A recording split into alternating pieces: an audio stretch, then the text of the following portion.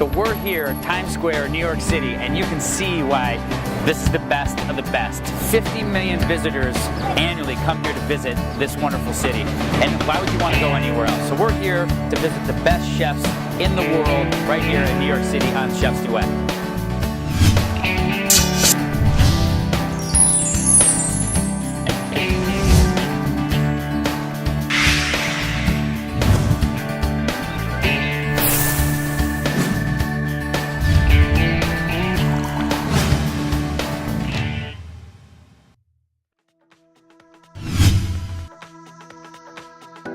$7,000 per square foot.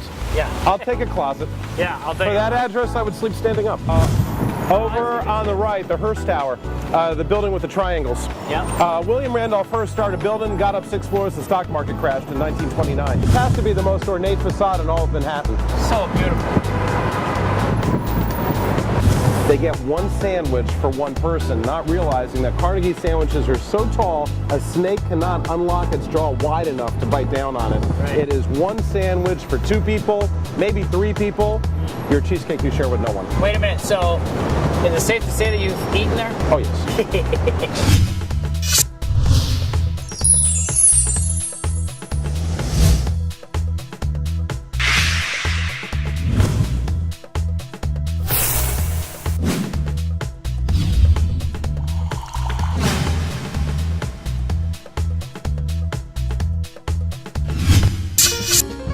I don't think Americans appreciate that New Yorkers sort of graze like cavemen because our kitchens are so small. The average apartment is 550 square feet, so your average kitchen is maybe 60 to 80 square feet. Yeah. And because of that, we have tiny refrigerators, we have no freezers. Since we can't store food, there's no getting, we don't own cars, so there's no getting in the minivan, going someplace and stocking up for the week. Literally, we go out every day, and this is not that unlike life was centuries or thousands of years ago, and we graze for our food, whatever we can eat on the spot at a restaurant or a takeout place or whatever, and maybe a little that we can carry home, whatever we can carry. That's, I bet you there's probably some kind of fun fact about takeout in New York City and understanding why, because like James is saying, as a New Yorker, you go to a restaurant and you eat, but you take out what you have left. Because you don't have so much space, and a lot of New Yorkers don't cook in their own kitchen. So once they pay for a dinner and they take the rest of it, that's their lunch tomorrow, and that's their dinner tomorrow night. Because you know what? It's so small and so cramped and compacted, it's more of a hassle to be in your house, cook in your house. If it's summertime and it's hot and you got your oven on, you don't have all that space, so it's easier and more efficient to just warm something up that you had gotten the day before. And you know how important restaurants are to the business of New York? Because we have small apartments, unlike other places, traditionally people would invite business associates or friends over to entertain in their home. Right. They have that kind of space. New Yorkers have never had that kind of space. Right. So all of the business, the hands-on, the meeting, the talking, the bonding, happens in restaurants. Carry an entire pastel line of M&Ms. You have not lived until you've eaten a seafoam M&M. Pastel M&Ms. Hey, let me tell you, a little tip just for you. Yeah.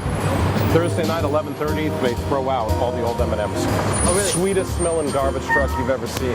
The employees come out, fistfuls, giant garbage bags full of the M&Ms, because the tubes are about 25 feet tall, and they don't save them forever.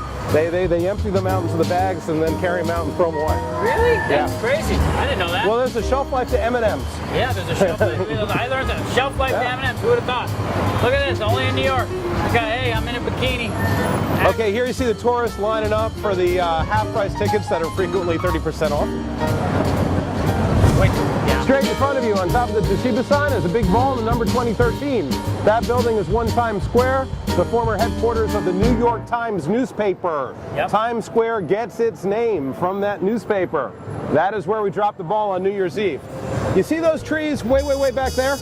That is how far the crowd backs up from this building to watch the ball drop on New Year's Eve. We pack into Times Square more people than live in the entire state of Montana. Don't be impressed. Not many people live in Montana. Yeah. Oh, I like it the way it used to be. Driving, as opposed to being able to sit? No, I mean we have a new naked cowboy. Oh, we got a new naked cowboy. Yeah. This used to be a rough part of town. Yeah. I mean, when I was growing up, myself, my brothers, sisters, we were forbidden to come here. And now, this is the most family-friendly place, I think, on the planet, except maybe Disney World itself, right? Yeah. But if you ever come here, let's say on a Saturday night, and I know New Yorkers rarely would come here, but if you actually take the time to come here and just plant yourself against a wall, watch and listen to what's going on here, you've got people on a Saturday night from 190 different countries. They're of all religions, all races, and they are all here for one purpose, to have fun together. Yeah. And this is one of the few places in the world there is no strife. Maybe over some parking spots. Yeah. but other than that, to watch all of the world together just having fun on a regular basis, night after night, is special. Yeah, it is. Really, it really is amazing. I mean, it really is. And it makes you proud to be a New Yorker, that this is where they choose to come and do it. Yeah. I mean, listen, it's our backyard. I love it. I absolutely love it. You know? See that Coca-Cola sign? Yeah. That is where Santa Claus got his suit. Historically, the colors of Santa Claus, green suit, white cuffs. Makes sense, right? Pine tree with snow? Right. Okay. 1937, Coca-Cola put Santa on that sign drinking a Coca-Cola. But the corporate colors of Coca-Cola are red and white. So they take Santa out of the green suit, put him in the red suit with the white cuffs, and the rest is history. Over here on the left, the television studios of Good Morning America.